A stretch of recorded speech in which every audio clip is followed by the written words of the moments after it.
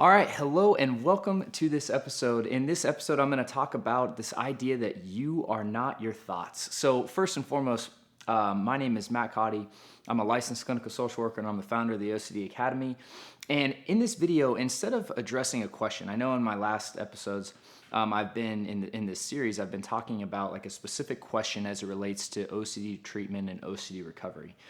But in this video, I want to talk more about just a concept that I like to talk about with clients that I talk to, and a lot of things that I teach in videos that I make, and it's this idea of cognitive fusion versus cognitive diffusion. And so, and it's really this idea of learning to separate yourself from your thoughts and your feelings. And so before I go into that concept, let's just talk about this idea of cognitive fusion first. And so cognitive fusion is a common cognitive distortion, right? It's basically this idea of a kind of a distorted way of thinking, where there's many different distorted ways of thinking, and we all engage in them from time to time. So it's not that it's anything bad per se, but it can be it can lead to a lot of unhealthy behaviors, especially if you're not aware of it, right? And that's really what we're focusing on in this is how we're reacting to our thoughts and making sure we're engaging in long-term healthy behaviors as opposed to behaviors that are changing our emotional states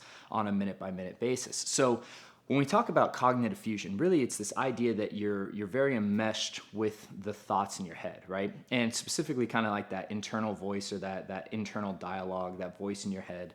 And when you're really aligned with that, what happens is that you start to believe that any and every thought that you experience is true, right? And so whether and especially when we're talking about fear and anxiety and when we talk about OCD, all the different thoughts that pop up, when you're really aligned with those thoughts and really enmeshed, then any and every thought that pops up, then if it's true, it creates an emotional reaction. Then you have to react by engaging in compulsions and you get stuck in that loop, right? And so, like I talked about, one of the things that we're looking to do is start to remove a lot of the compulsive behaviors that we're doing to help break out of that loop and then stay out. One of the ways that we do that is that we learn to realize that, we can actually get some space in between our thoughts and ourselves. And so really it's this idea of subject-object awareness, okay? So like for instance, if I told you to think of a yellow triangle, right? Like if you can imagine a yellow triangle, you can imagine the words yellow triangle in your head or whatever it is, right? When you think of that in your head, you can see it most likely. You kind of have like that internal visual example, or you can see the words yellow triangle, whatever it is.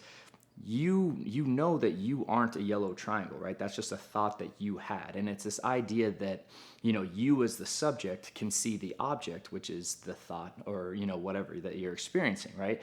And so once we can really establish that idea of subject-object awareness, right? Where you are the subject, your thoughts are the object, and you have awareness of them, that right there shows you that you are not one and the same. Right. And so a lot of times what I like to ask people, I say like, hey, look, if I had a magic, if there was like a switch on your head and I can just turn off your thoughts and like turn off that internal dialogue. And I asked them, I'm like, would you cease to exist? Would you just stop existing? And after we talk about it for, a few minutes, it's like, well, no, I wouldn't, because I can still be here. Like I can be here and my mind can be really quiet and it doesn't mean that I don't exist. And so many times I've seen clients, they get so like used to this idea of their mind going so fast and these thoughts just happening and happening that the idea of not living like that is just a foreign concept. And so in cognitive diffusion, the whole goal really is to create some separation between you and your thoughts and your feelings, really, because once you learn that thoughts come and go and that feelings come and go, what it does is it creates a sense of like not being permanent, right? And then that it kind of just ebbs and flows, it waves, right? Thoughts are going to come up. Your mind's going to go fast from time to time. Your mind's going to kind of race about things, especially if you practice that a lot. And, you're going to get anxious, you're going to get sad, you're going to get happy. These are all things that are going to ebb and flow throughout life. And that's just part of life. Now, as opposed to being drawn by them all the time and just kind of pulled away in thoughts or pulled away in feelings, what we want to do is we want to learn to detach from them a little bit, observe them, right? Be the impartial spectator, right? Or like the observing self, the true self. And there's a lot of teachings and readings on or readings you can pursue on this idea of like the objective self or the observing self, and learn to just watch your thoughts and watch your feelings and not react in ways that are just compulsively or overreacting to them in the first place, right? And so one of the techniques that I recommend to anyone I work with ever, and the only thing that I practice in my own personal life is meditation. Now, usually when I say meditation, there's usually an immediate kind of like uneasiness when I mention it to a client. They kind of like, I don't meditate. And I want to talk about meditation just for a little bit, because it's one of the most helpful tools that I've found to practice this idea of cognitive diffusion, and more importantly, maintain it in kind of a day-to-day, even hour by hour, minute by minute basis. And what meditation really is, it's not this thing where you have to go to some, retreat for 10 days and be silent. Yes, there are retreats that do that, and that can be very useful for some people, but it's not necessary, right? That's kind of an advanced practice, so to speak. My practice of meditation is literally 10 minutes, sometimes 15, just depending, but usually 10 minutes every morning. And I get up and I just sit, and I usually have an app, kind of a guided meditation that I follow, and I can recommend some of those below. But it's this idea of just practicing sitting there, right? You sit and then you learn to kind of watch your thoughts, watch your feelings, and become aware of what's happening. It's this idea of almost taking a step back and kind of, as opposed to being like caught up in the show, just kind of watching the show for a second, where you can kind of like sit there and look at everything that's actually happening. And the more and more I've practiced meditation, now I've been practicing for, several years, but the more I practice it, the better I get at kind of detaching and diffusing from that, which then empowers me to react in ways that aren't going to keep me stuck in loops, and that aren't going to, or that more importantly, that are going to align with my long-term values. And so in this video, really the overall like concept that I wanted to really communicate is this idea of cognitive fusion, right?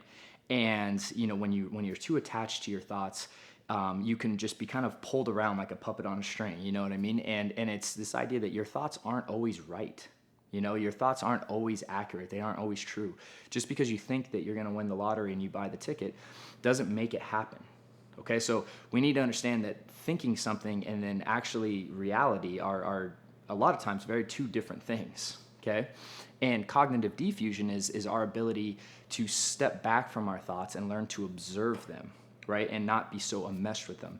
And one of the ways that we can do that is by practicing meditation.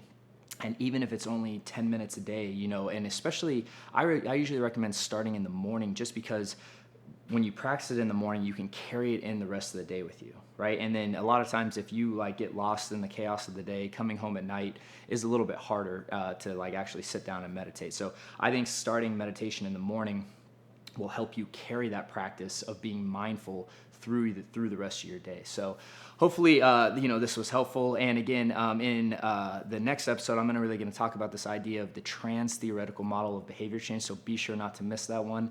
And if you like this, please subscribe, like, comment below.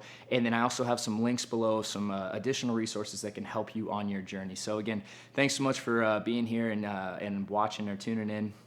It's been a pleasure to be here, and I will see you over in the next episode.